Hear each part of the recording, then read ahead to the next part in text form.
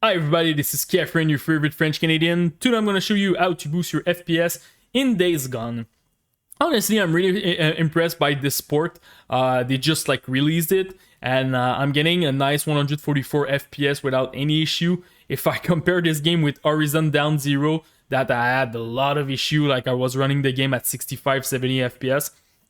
This one run really great even if you don't have the DLSS option. So we will start with the optimization of Windows, and after that we will go inside of the game. So the first thing that you need to activate is Right Game Mode in your search bar. Make sure that your game mode is at on.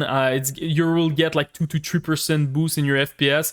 For me, on my Ryzen processor, it helped a lot to prioritize the best score on my Ryzen on the game. So before, when I was not using it, the game was using like my weakest score on my Ryzen, so I was losing a FPS because of that.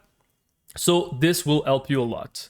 Xbox game bar, make sure that it's at off, and also don't use any overlay. My Discord overlay, I got some issue with Days Gone. It was causing stuttering, so really important, like Nvidia, AMD overlay, Discord overlay, make sure that everything is disabled.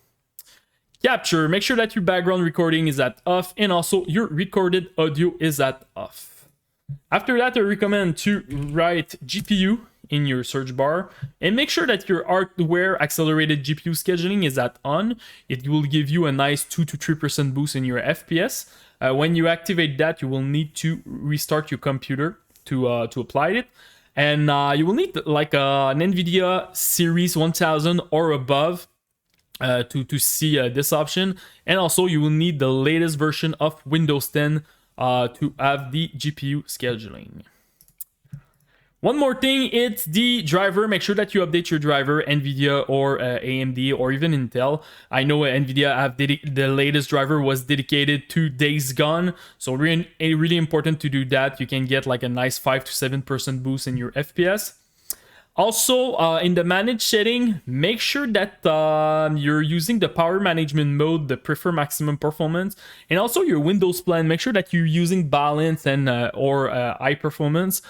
Honestly, normally when you use a desktop, it will not change anything on your FPS, but a lot of people is talking to me like when I'm trying to help them with their FPS, they're running games on the laptop, they plug it to the wall, and it's still on eco mode. So you don't want to use eco mode. Make sure that you use balance or high performance. You want to make sure that your computer will run your video card, your processor at max level. So yeah, that's about it. So now let's go inside of the game. I will show you a couple of options that you can change that will help you a lot with your FPS. So now the graphic parameter. First of all, window mode. Make sure that you're playing full screen. I had some issue with the window full screen window, sorry. I got like some stuttering and I was losing FPS, so really important to play full screen. After that, for the resolution, make sure that you're playing your native resolution. So if you're like 1080p, 2K, 4K, whatever that you currently use, depending on your monitor, make sure that your refresh rate match. So for me, 144 Hz because my screen is 144. If you have 120, you should see 120 over there. After that, VSync. If you have a lot of tearing in this game and you don't have G-Sync, FreeSync, and stuff like that, you can definitely put your VSync at on. Honestly, it's like a single player. You don't really care about your input lag. It will like maybe it will be at 10 ms when you will use the VSync, so not a huge deal. And also a really cool feature, you can limit your frame rate. So if you have issue with thermals in your computer, for example, you're playing on a laptop, you don't want necessarily to, for example, render 80 FPS when your screen is 60 Hz. So just lock your FPS at 60 and you will be fine.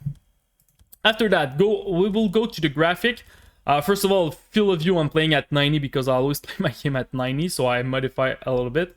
Render scale, play at 100. If you go down, if you downscale this game, you will see that the quality looks like crap. Honestly, like 95 and less than that, you will see like blurriness, pixel, and stuff like that. So don't touch your render scale, just modify your graphic parameter.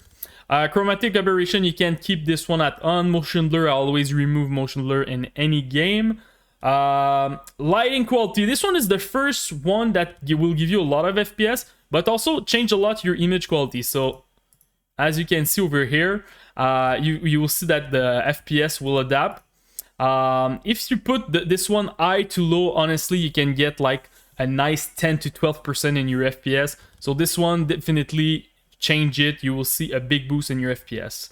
Geometry quality, I recommend medium. High to medium, I'm getting like 4% boost, and medium to low, I'm getting 1%. So that's why I'm going with medium with this one, and it's pretty much the same thing with foliage draw distance.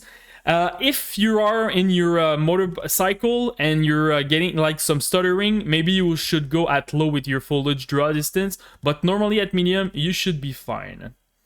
Shadow quality, this one will give you a lot of FPS, so if you compare like high to low, you can get like 10 to 12%, and also you will see it when you move in the game, when you're walking and you're using your motorcycle also, you will see that your FPS will be a lot more stable.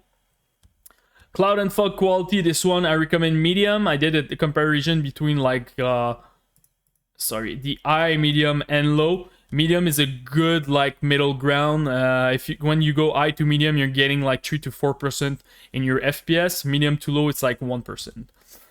Texture filter quality, this one really depends on your VRAM. If you have 4 gig of VRAM and more on your video card, go with very high. If you have 3 gig, go with high. 2 gig with medium, and less than 2 gig, go with low. Finally, texture streaming quality, stay at medium. After that, you have HDR. If you have like an HDR screen, that's really rare that we're seeing some parameter like that. So you can change your brightness, your peak brightness. So it's not necessarily like it will give you more FPS, but it's a nice adjustment that you can use if you have an HDR screen. So that's about it, guys, for the graphic parameter. If you have any question about this game, post me your rig, CPU, GPU, and RAM. I will try to help you the best that I can. And don't forget to subscribe to the channel. Peace.